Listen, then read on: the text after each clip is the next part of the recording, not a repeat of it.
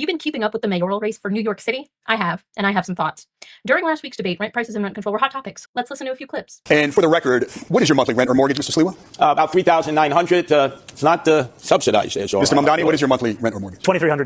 Mr. Cuomo. He has a rent-stabilized apartment that a poor person is supposed to have. Mine is about $7,800. Funny for Cuomo to be criticizing Mamdani for living in a rent-stabilized unit because, as New York governor, he signed the Housing Stability and Tenant Protection Act into law on June 14th of 2019. Prior to this law, landlords could remove units from stabilization and increase prices if tenants had an income of above $200,000 a year for 2 consecutive years, or if the monthly rent exceeded a certain amount, which at that time was $2,775. Even then, based on current disclosures, Mamdani still would not have met the requirement to have his rent destabilized. I don't live in New York City, and I don't plan to, so I have no skin in this game, but I do like doing the math. So let's dive into what it looks like to be a median income earner in New York City versus being Cuomo or being Mamdani, and allow the information to influence which candidate's plan you prefer.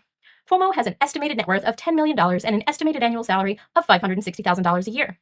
Mamdani has an estimated net worth of $200,000 and an estimated annual salary of $142,000 a year. These numbers come from candidate disclosures, so there are a few caveats. At the end of the day, we all know politics is pay to play, so none of these people represent average Americans, but one of these candidates is a hell of a lot closer than the other. That said, let's peek at average folks in New York City.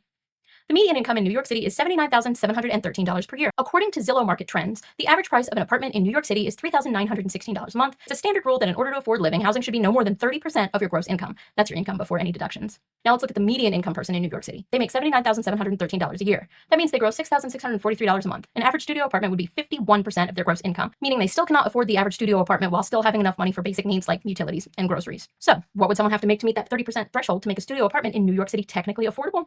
That number is $136,000 in gross income. Putting net worth aside, Cuomo makes an estimated $560,000 a year and pays a self-reported $7,800 a month for a 2-bedroom. That is 16.7% of his gross income. Mamdani makes an estimated $142,000 a year and pays a self-reported $2,300 a month for a 1-bedroom in a rent-controlled apartment. That's 19.4% of his gross income. Let's check Mamdani again against the average 1-bedroom apartment cost and see where he lands. The average 1-bedroom in New York City is $3,821 a month, which would be 32.3% of his gross income, meaning he would be above the threshold of affordability. So let's say he chooses a studio instead. That would be 28.7% of his gross income, making him just able to afford it and still have enough to cover basic life expenses. This shows you it's really easy to criticize people for utilizing rent control, which has no income limit, as we mentioned previously, while hiding the fact that income-stabilized housing can require the tenants make 3 times the monthly rent in gross income. This is to ensure people don't rent housing that puts them over 33.3% of their gross income. This helps reduce evictions and other issues that can arise from people who are living outside of their means. When the 3 times rule is enforced, the median New York City resident can afford a maximum rent of $2,214 a month. Cuomo can afford rent of $15,556 a month, and Mamdani can afford $3,945 a month, which is just above the average 1-bedroom cost. When your median income worker can't afford your average studio apartment rent price because it would be over 50% of their income, your economy needs some serious scrutiny. So now you have the math. It's up to you to decide who has the better plan and who's more likely to follow through on it, with logic and reason for all.